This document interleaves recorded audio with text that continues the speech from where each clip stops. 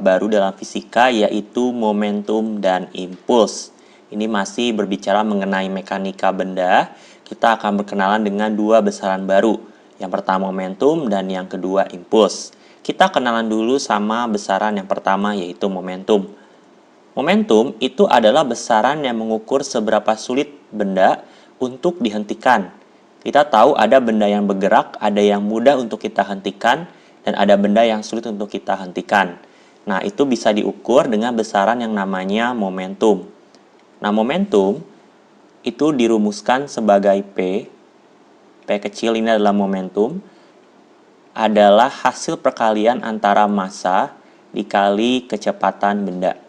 Nah, ini adalah rumus untuk momentum, di mana P adalah momentum benda dalam satuannya kita lihat nih, momentum massa kali kecepatan, berarti massanya kilogram, kecepatannya meter per second. Jadi satuan momentum kilogram meter per second. Massa itu adalah M dengan satuan kilogram, dan V adalah kecepatan benda. Nah, diperhatikan bahwa momentum ini itu adalah besaran vektor. Jadi P ini adalah besaran vektor. Besaran vektor. Berarti kita harus memperhatikan arah dari si momentumnya. Ditentukan dari arah kecepatan bendanya. Nah, kembali ke definisi, kita tadi sebut bahwa momentum adalah besaran yang mengukur seberapa sulit benda untuk kita hentikan. Kita lihat dari rumusnya. P sama dengan M dikali V. Nah, misalkan kita punya kecepatannya kita buat tetap, kita tingkatkan nilai massa yang di sini. Semakin besar massa, berarti nilai momentumnya semakin tinggi karena dia berbanding lurus. Yang berarti semakin besar massa, yang berarti semakin besar momentum, berarti benda yang bermassa besar itu sangat sulit kita hentikan pergerakannya. Nah, contohnya kita bandingkan nih, misalnya kau punya seekor gajah. Ini gajah, maaf gambarnya nggak terlalu bagus. Kau punya gajah. Nah, gajah ini berjalan dengan kecepatan V. Nah, kemudian ada orang, teman kamu anggap, yang berjalan dengan kecepatan yang sama. Nah, tetapi kita tahu bahwa gajah ini memiliki massa yang lebih besar dibandingkan dengan teman kamu yang massanya lebih kecil dibandingkan gajah. Nah, semakin besar massa, berarti tadi kita sudah lihat dari rumus, karena berbanding lurus berarti momentumnya semakin besar dibandingkan dengan massa yang kecil, momentumnya kecil. Nah, semakin besar massa, berarti momentumnya semakin besar, yang berarti bendanya lebih sulit dihentikan pergerakannya. Kita tahu kita lebih sulit menghentikan gajah daripada teman kamu. Nah, berarti semakin besar massa, semakin besar momentumnya, semakin sulit benda untuk dihentikan. Faktor kedua adalah kecepatan. Kita punya rumus P sama dengan M dikali V. Kita buat massanya tetap. Nah, semakin besar kecepatan, berarti momentumnya semakin besar. Nah, kita ambil contoh nih, benda yang massanya sama. Misalkan peluru dan bola besi yang kita lemparkan, dan peluru yang ditembakkan dengan kecepatan yang tinggi. Nah, ini V-nya tinggi. Nah, dibandingkan dengan bola besi yang cuma kita lempar dengan tangan, kecepatannya rendah. Nah, ini massanya sama-sama M misalkan. Nah, semakin tinggi kecepatan suatu benda, maka momentumnya semakin tinggi. Nah, dibandingkan dengan kecepatan rendah, momentumnya yang rendah. Nah, ingat, semakin tinggi momentum berarti bendanya semakin sulit untuk dihentikan. Kita tahu kita lebih sulit menghentikan peluru dibandingkan dengan bola besi yang dilemparkan dengan tangan saja. Nah, yang berarti kecepatannya tinggi berarti bendanya sangat sulit untuk kita hentikan. Jadi itu adalah besaran pertama, yaitu momentum. Besaran yang kedua adalah impuls. Impuls didefinisikan sebagai gaya yang bekerja pada suatu benda pada selang waktu tertentu. Nah, impuls ini dilambangkan dengan I. Impuls ini adalah gaya yang kita berikan pada suatu benda, F, pada selang waktu tertentu dikali dengan delta T. Nah, jadi ini adalah rumus untuk impuls. Nah, impuls itu I, itu satuannya kita lihat di sini. Impuls adalah gaya kali waktu. Gayanya adalah Newton, waktunya second, berarti satuannya Newton second. F itu adalah gaya dengan satuan Newton, dan delta T itu adalah selang waktu yang kita aplikasikan gayanya dalam satuan second. Nah, apa sih hubungan antara momentum dan impuls? Nah, kita review kembali. Hukum 2 Newton mengatakan bahwa gaya yang kita aplikasikan F sama dengan massa kali percepatan bendanya. Nah, kita tahu di sini F sama dengan massa A percepatan itu adalah perubahan kecepatan delta V per selang waktu tertentu. Nah, kita kalikan kedua ruas dengan delta T, dapatkan F delta T sama dengan M delta V. Nah, F delta T ini adalah impuls. Delta V berarti V2, V akhir dikurangi V1, V awal. Nah, kita dapatkan di sini I sama dengan MV2 kurang MV1 yang berarti momentum akhir P2 dikurangi momentum awal P1. Nah, yang berarti impuls itu adalah perubahan momentum. Nah, ini adalah hubungan antara impuls dan momentum, bahwa impuls adalah perubahan momentum.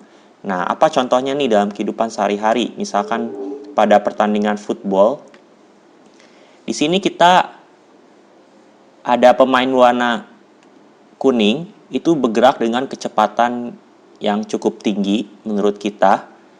Nah, kemudian ada pemain bertahan. Nah, di sini untuk menghentikan pemain berwarna kuning ini, kita harus memberikan gaya tahan kepada pemain kuning tersebut dalam waktu tertentu, dalam selang waktu delta T, untuk menghentikan si pemain kuningnya ini. Nah, pemain kuning ini sehingga momentumnya ini berubah, karena awalnya dia bergerak nih dengan kecepatan tertentu, MV1. Nah, kemudian diperlambat pergerakannya sama si pemain bertahan ini, berarti momentumnya berubah menjadi MV2. Nah, perubahan momentum ini terjadi akibat adanya gaya tahan yang diberikan oleh pemain bertahan dalam selang waktu tertentu. Nah, ini adalah contoh aplikasi dari momentum impuls, bahwa untuk mengubah momentum kita harus memberikan impuls. Nah, jika diberikan grafik, biasanya pada suatu mesin itu kita analisisnya menggunakan grafik. Misalkan ini kita punya F gaya dan juga delta T di sini. Nah, misalkan nih si pemain bertahan ini awalnya memberikan gaya yang awal tidak memberikan gaya, kemudian gayanya meningkat untuk menghentikan si pemain kuning ini. Nah, kemudian gayanya ini menjadi konstan kalau dia sudah berhenti, misalkan.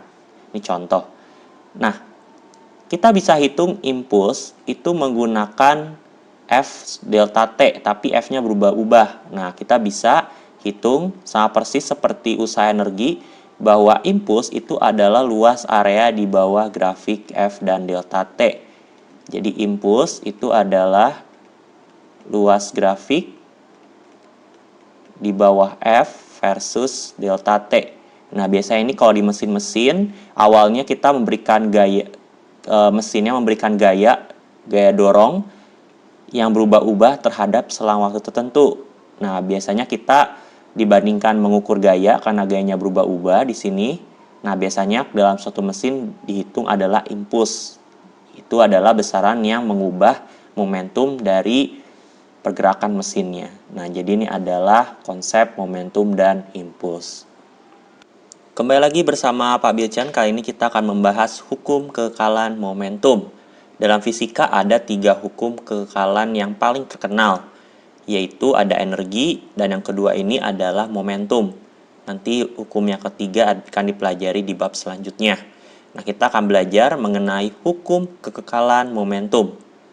Sama seperti energi, momentum itu kekal, tetapi ada syaratnya di sini. Jika tidak ada gaya luar yang bekerja pada benda atau sistem, maka momentum awal akan sama dengan momentum akhir benda atau sistem. Nah, jadi misalkan saya punya satu benda, dia melaju dengan kecepatan v, benda bermasa m, melaju dengan kecepatan v. Nah, di sini dikatakan bahwa jika tidak ada gaya luar yang bekerja, ingat, gaya luar berhubungan sama impuls. Impuls ini adalah hasil perkalian antara gaya luar yang kita berikan dikali selang waktu di mana kita memberikan gayanya. Nah, itu sama saja dengan perubahan momentum. Nah, berarti di sini kalau tidak ada gaya luar, berarti di sini gaya luarnya sama dengan 0, yang berarti kita tidak memberikan impuls sama sekali. Yang berarti perubahan momentumnya sama dengan 0. Artinya momentumnya itu tetap tidak pernah berubah. Nah, kalau kamu punya benda bermasa M dengan kecepatan V, kamu nggak dorong, kamu nggak tarik. Nah, benda ini akan terus melaju dengan kecepatan yang sama. Nah, misalkan di bidangnya licin, jadi nggak ada gaya gesek. Nah, berarti momentumnya akan tetap. Artinya, misalkan momentum awalnya P1, momentum akhirnya P2, nah ini akan selalu sama. Nah, berarti MV1 sama dengan MV2. Nah, kalau masanya sama, tidak berubah, berarti kalau misalnya tidak diberikan gaya luar, berarti kecepatannya akan selalu sama. Nah, hukum kekekalan momentum itu biasanya kita aplikasikan pada proses benda yang saling bertubrukan atau tumbukan.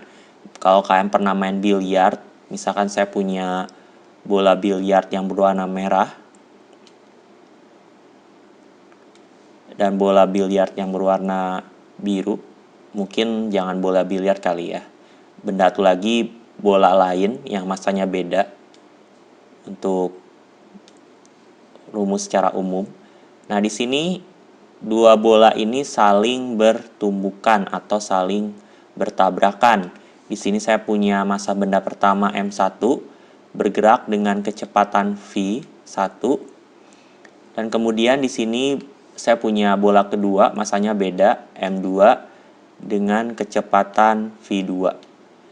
Nah, kemudian mereka bertemu dan mereka saling bertabrakan atau saling bertumbukan. Ketika mereka bertumbukan, di sini saya punya bola pertama dan bola kedua. Apa yang terjadi? Ketika mereka bertemu, mereka saling memberikan impuls satu sama lain. Jadi benda pertama memberikan gaya kepada benda kedua, dan benda kedua itu memberikan gaya kepada benda pertama. Sehingga mereka akan, misalkan saja peristiwa menjadi seperti ini. Nah, ini V kecepatan benda pertama, tapi kecepatan benda pertama setelah mereka bertumbukan, saya kasih lambang aksen di sini, artinya setelah bertumbukan, massa bendanya M1. Nah, kemudian di sini benda kedua M2 dengan kecepatan akhirnya V2 aksen setelah bertumbukan. Nah, tapi ini mungkin salah satu contoh kasusnya. Bisa saja bendanya seperti ini jadinya. Jadi ini benda pertama yang warna merah. Itu ke sini. Benda kedua juga ke sini. Bisa saja tergantung massa kedua bendanya. Kita ambil saja contoh kasusnya yang pertama ini. Nah, apa yang terjadi di sini? Kenapa mereka berubah kecepatannya, arahnya juga berubah? Itu karena mereka saling memberikan impuls satu sama lain, memberikan gaya satu sama lain. Jadi benda pertama di sini yang warna merah itu memberikan impuls atau gaya F kepada benda kedua, dan benda kedua di sini itu juga memberikan gaya F juga, namun arahnya berlawanan. Makanya kita kasih lambang negatif. Nah, sama seperti hukum aksi reaksi nih. Nah, masih ingat hukum aksi reaksi? F aksi sama dengan minus F reaksi. Nah, benda pertama memberikan gaya ke benda kedua, maka benda kedua akan memberikan gaya ke benda pertama yang besarnya sama namun berlawanan, makanya ada lambang negatif di sini. Nah, misalkan F aksinya ini adalah gaya yang dialami oleh benda pertama.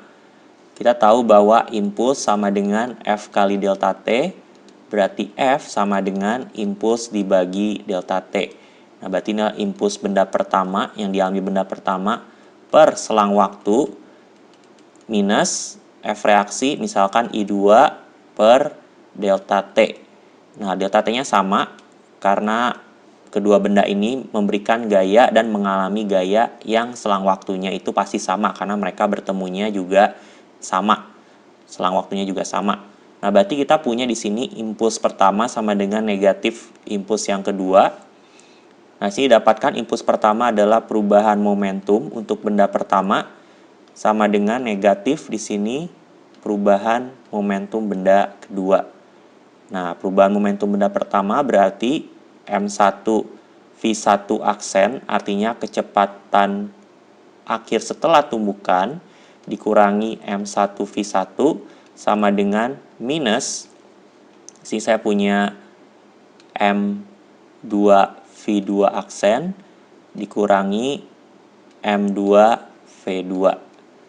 Nah, kemudian di sini saya dapatkan di sini negatif di ruas kanan. Kita kalikan negatif semua biar tidak negatif di sini. Saya dapatkan di sini negatif M1 V1 aksen ditambah M1 V1 sama dengan M2 V2 aksen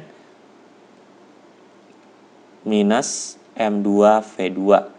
Nah, berarti kita kumpulkan yang punya aksennya sebelah kanan, yang nggak punya aksen sebelah kiri. Saya dapatkan M1 V1 tambah M2 V2 sama dengan M1 V1 aksen ditambah M2 V2 aksen.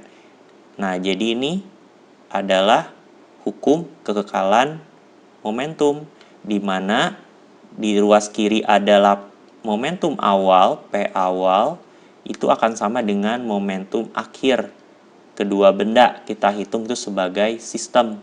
Nah, jadi ini adalah bunyi hukum kekekalan momentum, bahwa momentum itu tidak akan berubah jika tidak ada gaya luar yang bekerja pada bendanya. Nah, ini ada gayanya, Pak. Ingat, ini bukan gaya luar, tetapi ini adalah gaya di dalam sistem, bukan gaya luar. Ini termasuk dalam gaya interaksi kedua benda, tidak termasuk gaya luar. Gaya luar itu adalah gaya di luar.